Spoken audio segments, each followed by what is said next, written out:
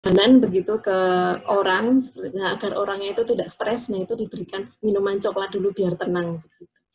Seperti itu. Nah, bukti tentang pengolahan coklat itu ditemukan pertama kali di Amerika Tengah, kalau saya nggak salah. Nah, itu suku Maya, kurang lebih di tahun 500 sebelum Masehi. Dulu mereka sudah mengolah coklat itu menjadi minuman yang pahit. Jadi cuma biji kakao, kemudian ditumbuk, kemudian dibuat minuman tanpa penambahan gula sama sekali, sehingga disebut sebagai minuman yang pahit seperti itu. Nah, sampai akhirnya di abad ke-16 itu Eropa itu menemukan benua Amerika, mereka mulai mengenal kakao, kemudian mereka membawa kakao itu ke benua Eropa. Karena orang Eropa tidak suka dengan pahit, maka mereka melakukan processing ulang, diolah lagi, sampai akhirnya ditemukanlah produk baru, minuman coklat susu Van Houten waktu itu. Nah, itu di abad 16, abad 17, seperti itu.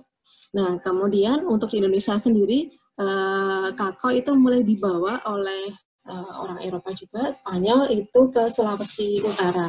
Sampai saat ini, bahkan 3 wilayah Sulawesi, 3 provinsi di Sulawesi itu menjadi produsen kakao terbesar di Indonesia.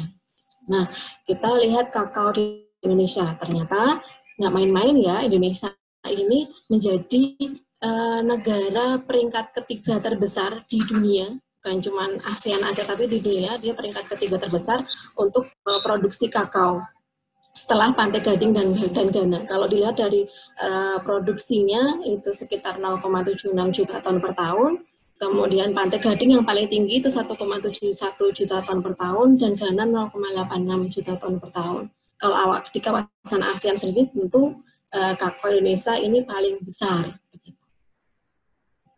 Nah, kalau kita bicara masalah produksi, ternyata dulu tahun 2010 itu pernah bisa dikatakan itu masa kejayaannya produksi kakao.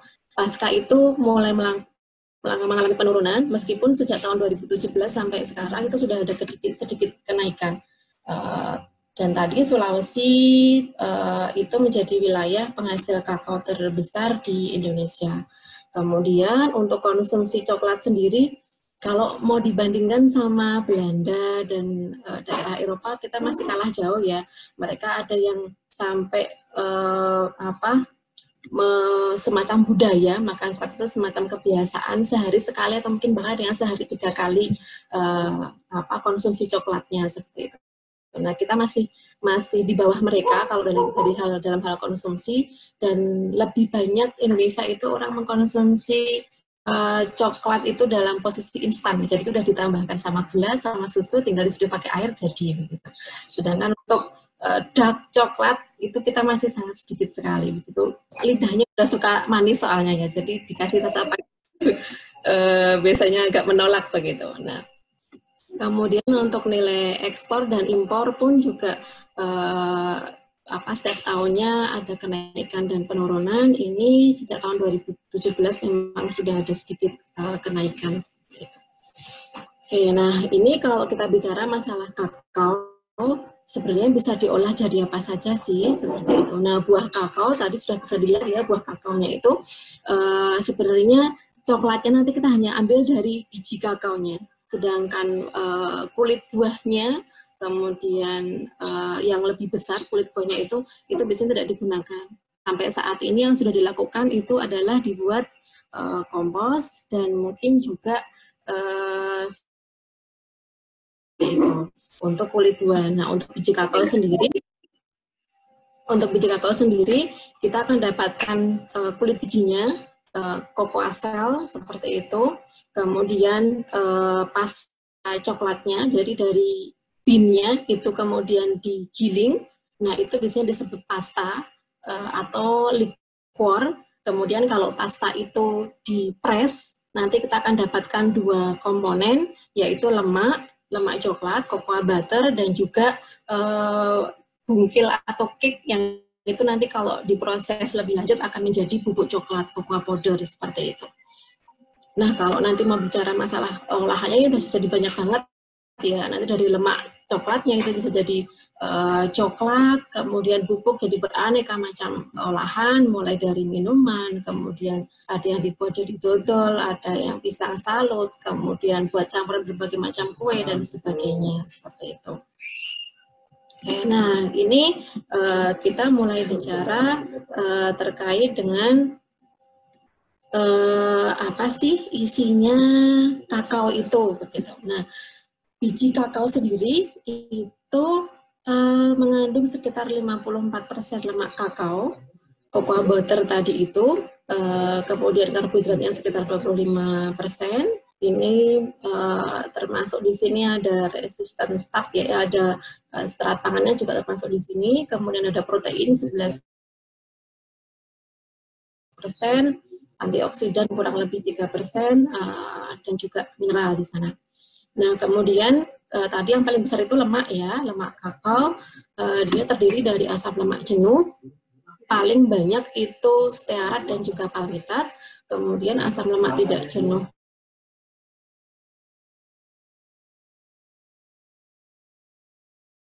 Terus gimana ya buat kesehatan seperti itu. Nah, ini sudah ada penelitian sebelumnya yang mengkaji itu, dan ternyata asam stearat yang dia sekitar sepertiga dari komposisi lemak kakao, mengisi sepertiga dari komposisi lemak kakao, asam stearat itu ternyata dia tidak meningkatkan lemak jahat atau LDL-nya, sehingga Dietary Guideline Advisory Committee mereka menyatakan asam stearat ini tidak termasuk lemak yang bisa meningkatkan kolesterol, seperti itu.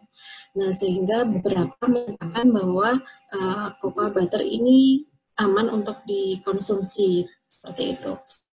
Nah, kemudian selain itu ternyata ada juga serat pangan di dalam coklat. Kalau dark coklat sendiri, setiap 100 kilokalori dark coklat itu mengandung 1,9 gram serat pangan. Dan kita tentu tahu ya apa manfaat serat pangan itu. Jadi dengan adanya serat pangan itu, kalau dikonsumsi oleh kita, itu akan bisa memelihara berat badan, kemudian menurunkan resiko diabetes mellitus karena nanti pencernaannya kan lancar. Kemudian serat pangan itu biasanya dia akan menjadi prebiotik juga, sehingga nanti di saluran cerna bawah dia akan dikonsumsi, begitu ya, dimanfaatkan oleh bakteri baik, begitu, gut microbiota di dalam saluran cerna, sehingga itu bisa meningkatkan populasi bakteri baiknya dan menekan populasi bakteri jahatnya atau patogennya, gitu. Sehingga konsumsi pangan itu juga akan meningkatkan kesehatan saluran cerna. Nah, selain itu biji kakao juga mengandung beberapa mineral yang bermanfaat untuk fungsi kerja jantung. Ada magnesium, kemudian potasium, dan sebagainya, yang dia bisa mengurangi resiko hipertensi maupun arteriosklerosis. Dan ternyata kalau saat ini, begitu ya, stunting itu menjadi masalah cukup besar di negara kita, yang dimulai dari masa remaja yang itu anemi seperti itu, karena beberapa itu mengalami defisiensi zat besi. Ternyata kakao ini juga kandungan zat besinya cukup tinggi, seperti itu. Nah, kemudian selain itu juga yang paling sering digadang-gadang itu adalah coklat itu kandungan polifenolnya itu tertinggi dibandingkan beberapa jenis sayuran dan buah. Ini di sini saya ambil hasil penelitiannya David et al. Begitu. Di sana disebutkan untuk black tea saja, begitu, ini flavanolnya sekitar 40 mg, begitu, sedangkan dark coklat itu sampai 170 mg, seperti itu. Nah, semakin besar prosentase kakao dalam suatu olahan, maka akan semakin besar juga kandungan polifenol di dalamnya. Sehingga bubuk coklat jelas mengandung polifenol yang tinggi. Kemudian dark coklat jelas polifenolnya lebih tinggi dibandingkan milk coklat, apalagi white coklat, seperti itu. Nah, flavanol utama ini di dalam coklat ada katekin, epikatekin, dan prosianidin. Dan katekin, epikatekin sendiri itu kalau menurut penelitiannya Shah et al. 2017 secara in vivo kedua jenis ini, katekin dan epikatekin ini punya peran yang sama seperti akarbose. Jadi akarbose itu obat yang biasanya dikonsumsi orang diabetes juga, salah satu jenis obat yang bisa dikonsumsi orang diabetes, yang dia fungsinya itu bisa menghambat kerja enzim alfa glukosidase. Enzim alfa glukosidase ini apa? Dia yang ada di beras border usus halus, yang dia itu akan membantu penyerapan glukosa dari makanan yang kita konsumsi, sehingga nanti kadar glukosa dalam darah itu akan meningkat. Nah, sehingga kalau enzim alfa glukosidase ini dihambat kerjanya, maka diharapkan nanti kenaikan kadar glukosa dalam darah itu akan bisa ditekan. Nah, ternyata katekin, epikatekin ini punya fungsi yang sama seperti akarbose, seperti itu. Selain itu juga epikatekin ini dia bisa meningkatkan sekresi insulin dan juga meregenerasi perbaikan sel beta pankreas.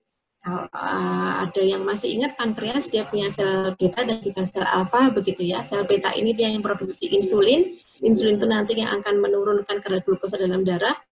Kalau yang sel alfa dia akan memproduksi glukagon ya, yang itu dia akan berfungsi untuk meningkatkan kadar glukosa dalam darah, seperti itu. Nah, ini adalah beberapa pengujian intervensi konsumsi coklat ke manusia sehat. Jadi ada responden begitu, mereka diminta untuk mengkonsumsi, ada yang dark coklat, ada yang white coklat selama 4 minggu, kemudian dilihat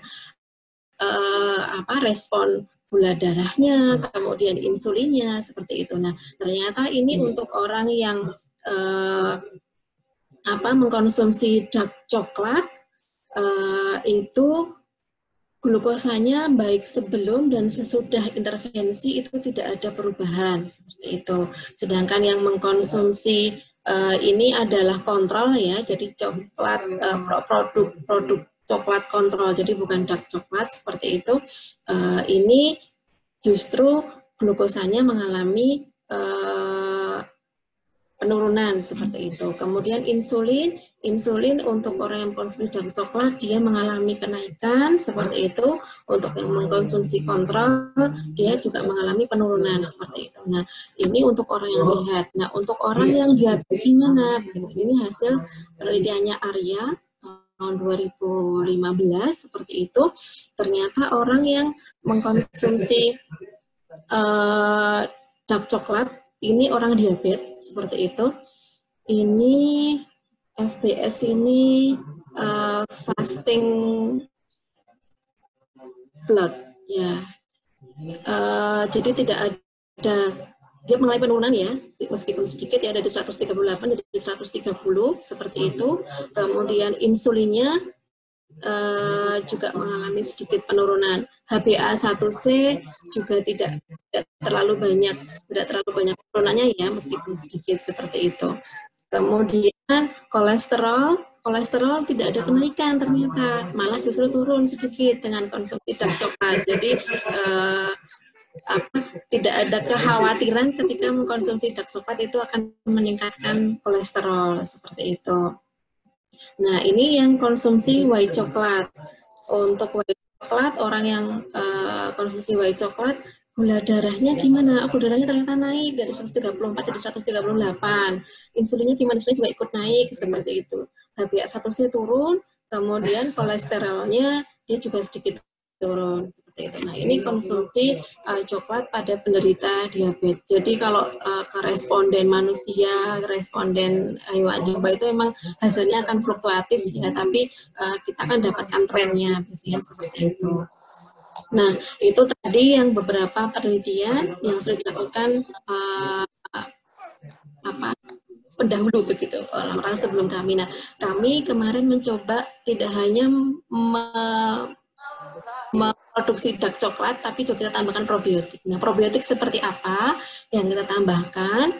Nah, kurang lebih dulu kita alasnya seperti ini. Jadi, sekarang ini orang diabetes itu bisa dikatakan umum ya, di sekitar kita itu.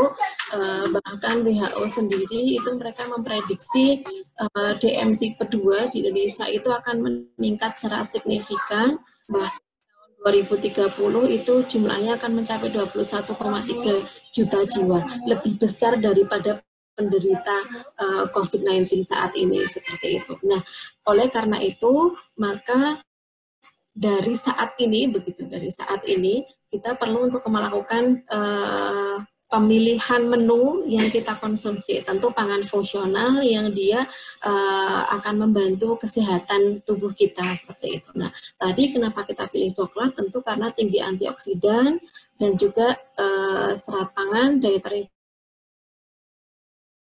polifenol seperti itu, yang ini tadi dari hasil penelitian sebelumnya ya membantu fungsi kesehatan jantung, kemudian mempertahankan glukosa dalam darah dan sebagainya. Nah, kemudian probiotik sendiri tentu kita juga sudah sangat sering ya mendengar apa sih manfaat probiotik itu. Ternyata beberapa probiotik itu mereka juga membantu kesehatan saluran cerna, kemudian dengan saluran cernanya sehat, probiotiknya itu dia akan menghasilkan SCFA, short chain fatty acid, yang dengan adanya short chain fatty acid itu akan membantu juga menstabilkan glukosa dalam darah. Kemudian dengan probiotik tadi itu dikonsumsi, maka tentu nanti kesehatan saluran cerna itu dia juga akan lebih baik karena ada support probiotik, sehingga harapannya nanti bakteri patogen itu akan bisa ditekan lagi, seperti itu. Nah, oleh karena itu kita menggabungkan keduanya, kita substitusikan probiotik itu ke dalam coklat menjadi probiotik dark coklat. Penelitiannya sendiri kita lakukan sudah cukup lama, dari 2015 itu kita mulai screening, jadi kita nggak mengambil probiotik dari katakanlah culture collection seperti gitu, tapi kita memang melakukan screening sendiri. Kita pilih probiotiknya itu nanti yang menghasilkan inhibitor alpha glucosidase, sehingga dia probiotiknya akan membantu peran untuk menghambat enzim alpha glucosidase yang tadi bisa menghambat kenaikan glukosa dalam darah, seperti itu. Kalau penelitian coklat sendiri kita sudah dilakukan di tahun 2014. Nah, dari tahun 2015 tadi itu kita melakukan seleksi probiotik. Ini ada yang kita ambil dari beberapa umbi-umbian, dari ganyong, kemudian dari kimpul, begitu. Kita dapatkan beberapa isolat bakteri asam laktat, kemudian kita uji persen inhibisinya. Jadi ini persen inhibisi alpha glucosidase, begitu kita bandingkan juga dengan akarbosa 15 mg per mililiter, seperti itu. Nah, dari sini kita dapatkan beberapa variasi, ada yang 80% luar biasa, ada yang 30% begitu, dibandingkan dengan akarbosa yang 15 mg per mililiter itu dia kemampuan inhibisinya 87%. Nah, ini kemudian ada lagi yang kita ambil dari ini Lactobacillus penthesus, ini kita ambil dari cepluan, tahu ya? Cepluan. Nah, ini kita ambil dari cepluan, seperti itu. Kita uji kemampuan inhibitor alpha glucosidase dan juga amilase, seperti itu. Ada lagi yang kita ambil dari jamur lingsi. Ini juga tahu ya teman-teman, jamur lingsi saat ini juga dipakai sebagai semacam jamu atau obat herbal, seperti itu, untuk berbagai penyakit degeneratif. Nah, kita juga mengambil bakteri asam laktat yang melekat di dalam jamur lingsi itu. Nah, ini ada 3 penelitian yang kita lakukan tadi untuk isolasi. Kemudian kita dapatkan isolatnya yang potensial itu apa saja, 1, 2, 3, 4, 5, seperti itu. Nah, kemudian dari sekian isolat yang punya potensi inhibitor alpha glucosidase tadi itu, kita lakukan screening probiotik. Ada 4 hal utama di sana yang kita lakukan. Kita uji ketahanannya pada saluran cerna ini dengan beberapa enzim-enzim. Jadi enzimnya itu diduplikasi mirip-mirip seperti saluran cerna kita, lambung dan sebagainya, seperti itu. Kemudian kemampuan kolonisasi bakteri asam laktat, jadi dia mampu nggak membuat koloni, seperti seperti itu. Kemudian penempelan pada dinding usus halus, ini kita lakukan secara in vivo, jadi kita ngambil usus halus dari tikus waktu itu, kita lihat seberapa kuat sih pankreas laktat itu bisa menempel pada dinding usus halus. Kemudian selain itu kita juga uji kemampuannya menghasilkan antimikrobia seperti antimikroba. Jadi harapannya si bal tadi itu, pankreas laktat tadi itu probiotik, dia mampu menghasilkan antimikroba yang bisa menekan patogen, tapi tidak menghambat pertumbuhan probiotik lainnya. Harapannya seperti itu. Nah, setelah itu, setelah kita dapatkan probiotik yang punya kemampuan inhibitor alfa glukosidase, kemudian dia juga bisa menjadi probiotik dengan lolos screening, maka setelah itu kita lakukan enkapsulasi, karena kan bentuknya masih basah ya, masih berupa pelet seperti itu. Nah, kita harus buat bentuknya itu powder, agar nanti bisa dicampur ke dalam suatu produk. Nah, kita lakukan enkapsulasi, ada beberapa jenis waktu itu yang kita lakukan, kita mulai dari maltodextrin, kemudian gam arak, sodium alginat, dan lain sebagainya, ada yang di mix juga. Nah, setelah di enkapsulasi ini, kita uji lagi bagaimana kemampuan inhibitor alfa glukosidasenya, masih cukup bagus atau tidak. Oh, ternyata ini masih cukup bagus, masih ada di sekitar 80-90% seperti itu. Ini yang akhirnya kita pilih, probiotiknya kita gunakan itu Pediococcus longi, seperti itu. Oke, nah dari situ kemudian setelah dapat probiotiknya, maka kemudian kita formulasi ke dalam produk, kita buat dark coklat. Waktu itu kita buat 4 varian produk. Yang ini kita bedakan dari sumber gulanya. Jadi ada yang menggunakan gula pasir seperti biasa, ada yang menggunakan gula palm sugar, dan juga ada yang coconut sugar. Satu lagi itu gula diabetes seperti itu. Jadi ada 4 formula yang kita gunakan. Kemudian ternyata dari sana kita uji, beberapa pengujian kita lakukan. Ini saya tampilkan 2 yang mungkin tadi sempat kita bahas ya, antioksidan kapasitinya. Ini untuk produk coklat probiotik itu di 82,56%. Kita bandingkan dengan standarnya, kita gunakan BHT, butylated hydroxytoluene, seperti itu di 86%, hampir bisa menyamai dengan standar. Kemudian untuk serat pangannya sendiri, dietary fiber, coklat probiotik itu dia mengandung 16% serat pangan, sedangkan standarnya ini kita mengacu ke Perka BPOM. Perka BPOM itu mengatakan bahwa suatu produk pangan itu dikatakan sebagai sumber serat ketika mengandung 3% serat pangan, dan dikatakan sebagai kaya atau tinggi serat ketika mengandung 6% serat pangan dalam 100 gram bahannya ya. Nah, sehingga produk probiotik dark coklat ini bisa dikatakan sebagai produk yang tinggi dietary fiber, seperti itu. Nah, ini cukup tinggi, 16% dibandingkan dengan 6%, seperti itu. Nah, ini kita juga sudah daftarkan patennya untuk produk ini dengan nomor paten sekian, seperti itu. Nah, ini kita dapat produknya sudah, tapi kita belum bisa mengklaim nih, baru bisa mengatakan bahwa dia tinggi serat. Apa nih yang kelebihannya, seperti itu. Nah, kita lakukan pengujian ke hewan coba, kita gunakan tikus yang kita buat diabetes dengan diinduksi streptozotocin dan nikotinamid, gitu. Kemudian perlakuannya kita lakukan selama 14 hari, pengujiannya mulai dari ditimbang berat badannya, tekanan darahnya, glukosa darah, kolesterol, dan sebagainya.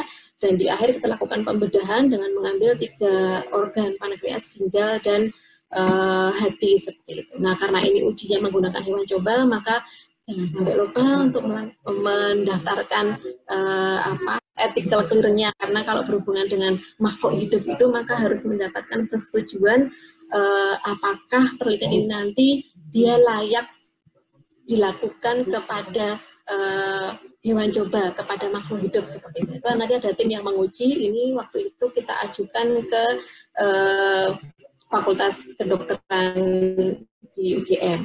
Nah, hasilnya seperti apa?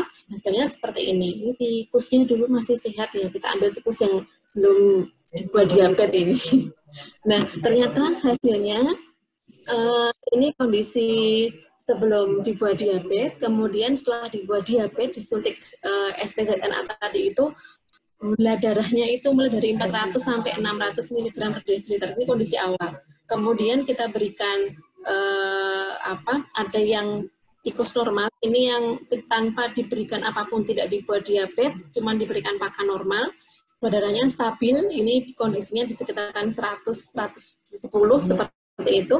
Untuk tikus yang DM gimana? Tikus yang DM itu dari dia posisi 400-an miligram per desiliter naik terus gula darahnya sampai hari ke-14. Kemudian yang dikasih akarbose obat ini ya. Nah, dia dari kondisi 400-an mengalami penurunan begitu sampai di hari ke-14 itu masih di posisi 200. Kemudian yang kita berikan coklat probiotik, ini yang hijau, paling tinggi sebenarnya, kasihan ini, dia posisinya ada di 500-an, hampir 600 mg per desiliter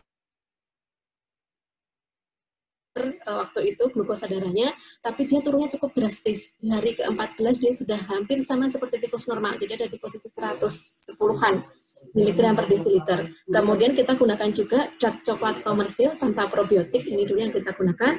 Nah, dia juga mengalami penurunan, tapi masih posisinya masih ada di atas akarbose seperti itu. Dari sisi glukosa darah. Kemudian kita lihat juga kolesterolnya.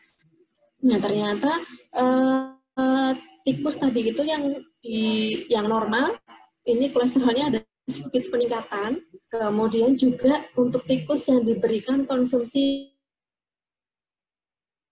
dark coklat komersil, ini juga kolesterolnya sedikit mengalami kenaikan. Tapi untuk tikus yang diberikan akarbose dan juga diberikan probiotik dark coklat, ini kolesterolnya menurun cukup besar seperti itu. Nah, selain itu juga sebenarnya dari sisi berat badan untuk tikus yang normal itu berat badannya sekitar 10% penambahannya. Tikus yang dikasih probiotik dark coklat itu juga nambahnya sekitar 10%. Yang dikasih akarbose nambah berat badannya itu sekitar 8%. Yang dikasih dark coklat komersil itu juga sekitar 8%. Yang diabetes tentu saja semakin kurus seperti itu, nggak semakin berat gitu ya. Nah, itu tadi hasilnya ke hewan coba, hasilnya cukup bagus. Maka kita lanjutkan ujinya itu ke manusia sehat ini untuk mengetahui indeks glikemik produk. Jadi kita mau melihat ketika orang mengkonsumsi produk probiotik dark coklat ini, nanti akan menimbulkan kenaikan gula darah nggak sih? Seperti itu intinya. Nah, tapi sebelum pengujian kita lakukan dulu screening. Tentu juga ada surat ethical clearance ya untuk menguji ini layak atau tidak dilakukan ke manusia. Kita lakukan screening waktu itu. Jadi syaratnya responden, orang yang bisa ikut pengujian ini itu yang pertama itu sehat, tidak sedang mengkonsumsi obat, apalagi antibiotik, itu tidak boleh. Kemudian gula darahnya normal. Jadi ini ditunjukkan dengan gula darah puasa. Jadi kondisi puasa 8 jam, jadi misalnya jam 10 malam itu mulai puasa tidak mengkonsumsi apa-apa, paginya jam 8 itu dicek gula darah seperti itu. Nah, ini kondisi gula darah normalnya nanti 80-120 mg per desiliter. Kemudian IMT ini indeks massa tubuh itu juga normal, ada di 18,5 sampai 24,9. IMT ini dapatnya dari mana? Dapatnya dari berat badan kuadrat dibagi tinggi badan dalam meter seperti itu. Nah, itu IMT. Nah, kita lakukan sosialisasi terlebih dahulu kepada calon responden. Waktu itu calon respondennya ada sekitaran 22-an orang begitu. Kemudian kita lakukan sosialisasi, nanti tahapannya seperti apa sih, ada seleksinya seperti apa sih, seperti itu. Nah, kemudian setelah sosialisasi dilakukan screening ini tadi, dicek begitu masing-masing responden, dicek gula darahnya, kemudian dicek IMT-nya dan sebagainya, sehingga kita pilih dari 22 ini terpilih 16 responden saja yang bisa mengikuti uji lanjut. Seperti itu. Nah, hasil ujinya seperti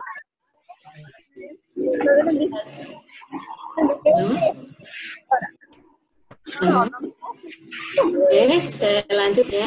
Hasil ujinya ini kita bandingkan antara glukosa darah respon ketika